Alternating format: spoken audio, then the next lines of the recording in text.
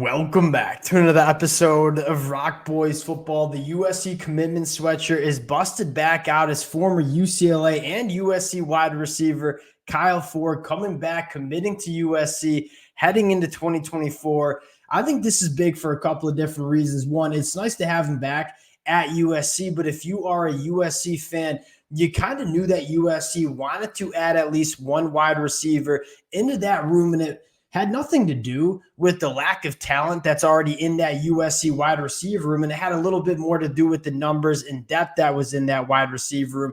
You check off two boxes here. One, you're bringing Kyle Ford, who certainly adds very much depth to that USC wide receiver room. But I think what's most exciting is you add a phenomenally high upside wide receiver as well. This is a guy that coming out of high school, many USC fans are very familiar, ran a 4.65 40, 35-inch vertical at 6'3", 220 plus pounds. From a physical trait standpoint, you can't find many wide receivers that have more traits than a guy like Kyle Ford. And I think the conversation going into 2024 is, can USC tap into those kind of physical traits for Kyle Ford? I'll say one other thing, something that really excites me, Kyle Ford potentially blocking for guys like Zachariah Branch on some of those perimeter plays. Kyle Ford at 6'3", 220 plus pounds. This is a guy that essentially has a tight end body that moves like a wide receiver.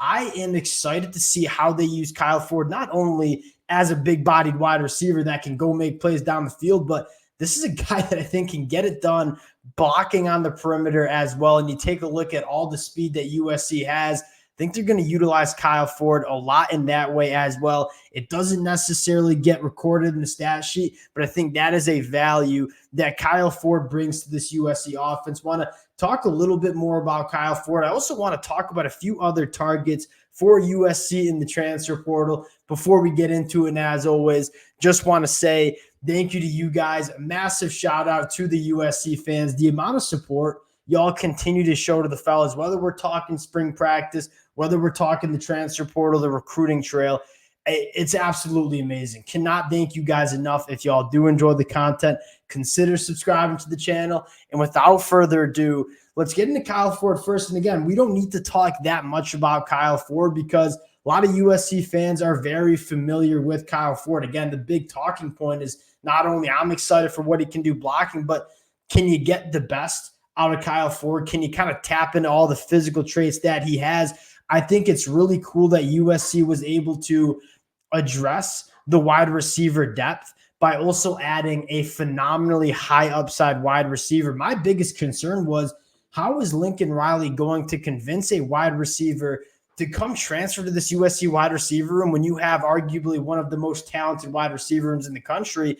They did so with a guy like Kyle Ford. I think a lot of USC fans are fired up about this one. I think his official release was, my bad, I was tripping, let's get to work. So he's happy to be back at USC. Now, more importantly, for USC fans, we got Preston Matters in the transfer portal, right? And I think it starts with the inside of that defensive line, and we've talked about it at length over the last couple of weeks. Want to offer a few more names that have really piqued my interest over the last couple of days. It's been a while since we've updated USC's defensive line board. Want to start with, one of my favorite interior defensive linemen in the country just hit the transfer portal earlier this morning.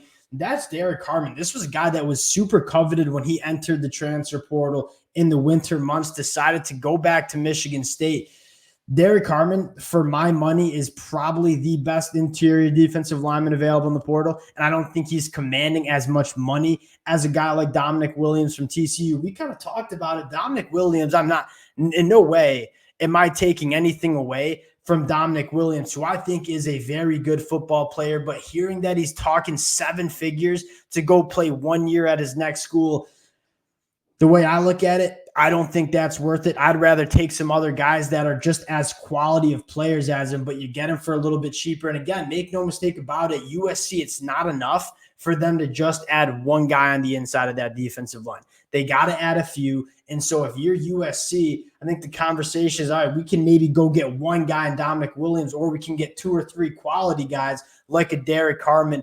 I think that would make a little bit more sense. Now, Derek Harmon, you already see the size, 6'5", 320. As a Michigan fan myself, I'm very familiar with Derek Carmen. He gives you the nice blend. He's a guy that can kind of play the Isaiah Rakes two gapping role, if you will, but has much more high upside in terms of the athleticism than a guy like Isaiah Rakes. I think he really fits right next to Bear Alexander. Again, physical, can take on blocks, but also a very good pass rusher, a guy that registered 18 quarterback hurries, had 21 run stops in the Big Ten last year for Michigan State. There was a reason he was extremely coveted a couple months ago in the winter. He's going to be coveted now, but I think USC, this is a guy that I would go make a run at to really kind of play that true nose.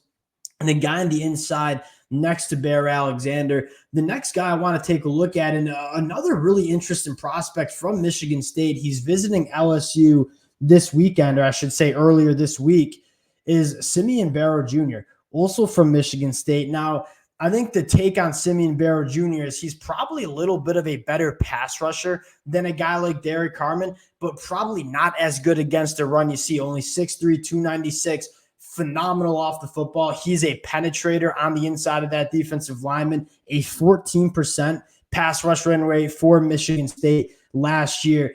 He kind of plays that Bear Alexander penetrator role. So, yes, I'm taking a guy like Simeon Barrow Jr. There's no question about it. But I do think that I'd probably prefer a player like Derek Carmen, but two really good options that have emerged in the transfer portal. And for USC fans, I get it's frustrating to see some guys like Jermaine Lolea come off the board.